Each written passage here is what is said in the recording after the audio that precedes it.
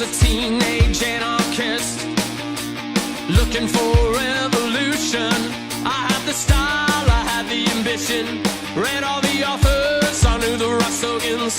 There was a war, but the class war, I was ready to set the world on fire. I was a teenage anarchist looking for revolution. Do you remember when you were young and you wanted to set the world on fire? Do you remember? Hey everybody, and welcome back for episode number 2 of No Treason, the Lysander Spooner Anarchast. I'm your host, Crook, broadcasting to you from the temperature-controlled studio here in Ancapistan. Don't forget to like us on Facebook at facebook.com/NoTreasonPodcast and follow us on Twitter at NoTreasonPod.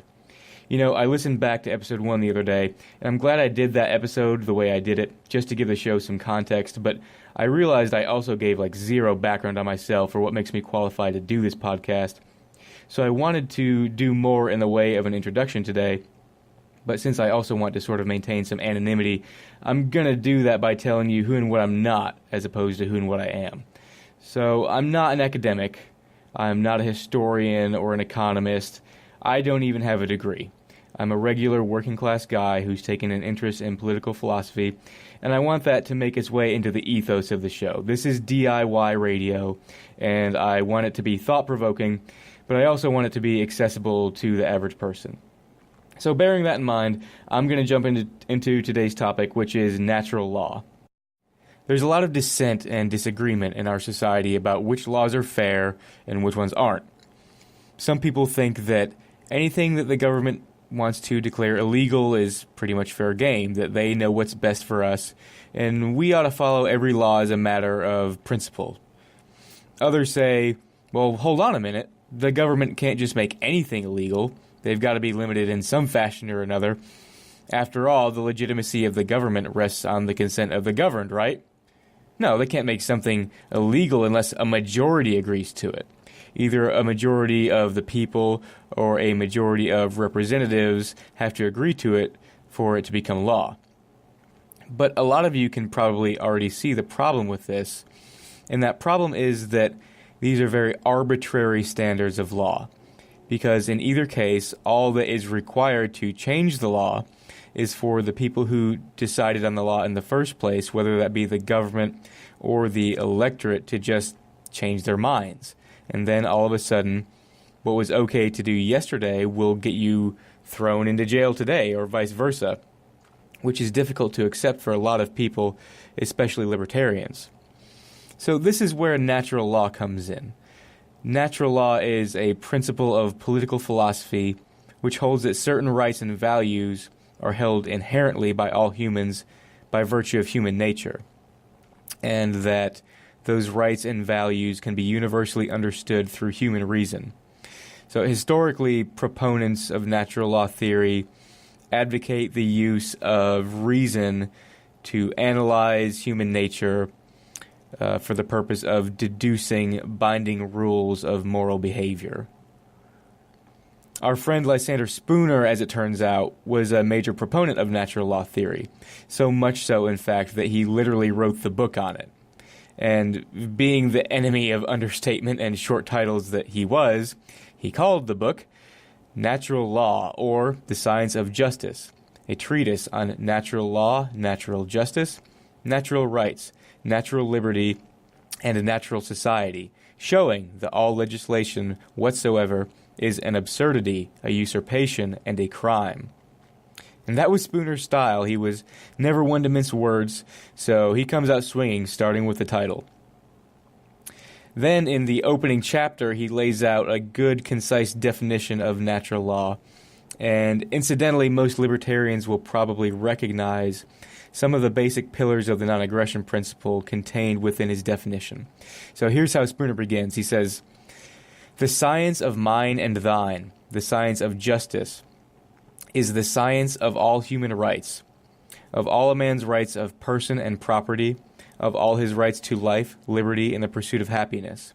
It is the science which alone can tell any man what he can and cannot do, what he can and cannot have, what he can and cannot say without infringing the rights of any other person. It is the science of peace, and the only science of peace, since it is the science which alone can tell us on what conditions mankind can live in peace, or ought to live in peace with each other. These conditions are simply these. First, that each man shall do towards every other all that justice requires him to do, as, for example, that he shall pay his debts, that he shall return borrowed or stolen property to its owner, and that he shall make reparation for any injury he may have done to the person or property of another.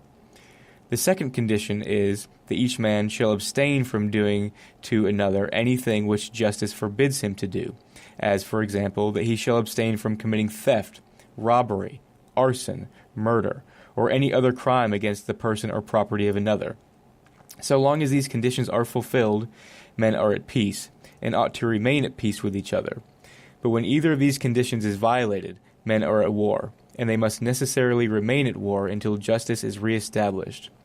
Through all time, so far as history informs us, wherever mankind have attempted to live in peace with each other, both the natural instincts and the collective wisdom of the human race have acknowledged and prescribed as an indispensable condition obedience to this one only universal obligation, that each man should live honestly towards every other.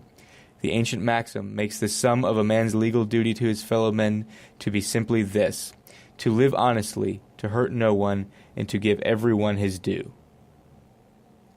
So, essentially, Spooner is saying that the science of justice boils down to simple rules that can be categorized as obligations or prohibitions. Under the American legal system and in its common law heritage, these categories are separated into civil and criminal law. So civil law, loosely speaking, covers how we are obligated by justice to behave towards our neighbors, like the obligation to pay for his vehicle repairs if we cause a car accident with him, or to honor the terms of a contract that we enter into with him. Whereas criminal law covers what we are prohibited by justice from doing to our neighbors, like stealing his livestock or initiating physical force against him. Spooner then goes on to say that history has demonstrated that if these terms are honored, that men will live in peace. But if these terms are violated, men will enter into a state of war and will remain in that state until justice is in some fashion reestablished. He's basically referring to a sort of inertia of justice, similar to Newton's first law of motion. So, unless acted upon by an outside force, men at peace tend to remain at peace, and men at war tend to remain at war. And this similarity is no accident. It's integral to Spooner's view of natural law as being superior to any law codified by government or statute laws. He says that through observation and reason, it can be surmised that the science of justice is really a hard science, just like physics or chemistry. And therefore, the idea of a man-made law somehow nullifying a law of justice is just as absurd as the idea of one nullifying a law of physics or chemistry. So I'll read another section that expounds upon that a bit. Spooner says, "If justice be a natural principle, then it is necessarily an immutable one, and can no more be changed by any power inferior to that which established it, than can the law of gravitation, the laws of light, the principles of mathematics, or any other natural law or principle whatever, and all attempts or assumptions on the part of any man or body of men, whether calling themselves governments or by any other name, to set up their own commands, wills, pleasure, or discretion in the place of justice as a rule of conduct for any human being, are as much an absurdity, a usurpation, and a tyranny as would be their attempts to set up their own commands, wills, pleasure, or discretion in the place of any and all the physical, mental, and moral laws of the universe.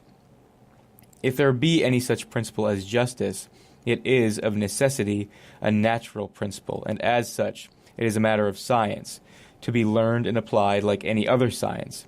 And to talk of either adding to or taking from it by legislation is just as false, absurd, and ridiculous as it would be to talk of adding to or taking from mathematics, chemistry, or any other science by legislation. If there be in nature such a principle as justice, nothing can be added to or taken from its supreme authority by all the legislation of which the entire human race united are capable.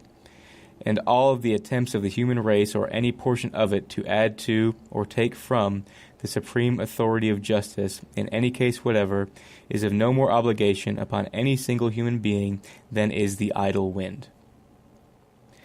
So why is this important?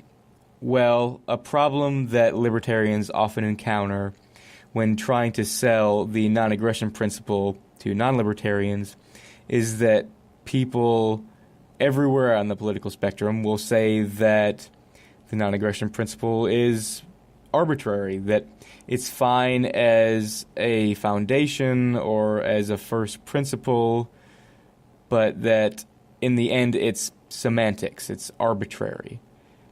And non-libertarians may feel justified in having a different principle as their political compass as a result, like for neoconservatives, it could be nationalism, or for far-left progressives, it could be pure egalitarianism.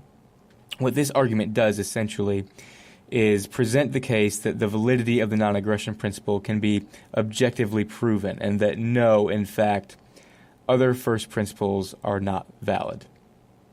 Okay, that's going to do it for today. But before I go, I want to mention that our new website is up and running at www.notreasonpodcast.com, and we are now officially available for streaming and download through iTunes and Podbean. Please feel free to drop us a line on Facebook, Twitter, or comment on this episode with your thoughts on natural rights theory. And as always, we welcome any suggestions for episode topics or any way that we can make the show better. Thanks for tuning in, and we will see you next time.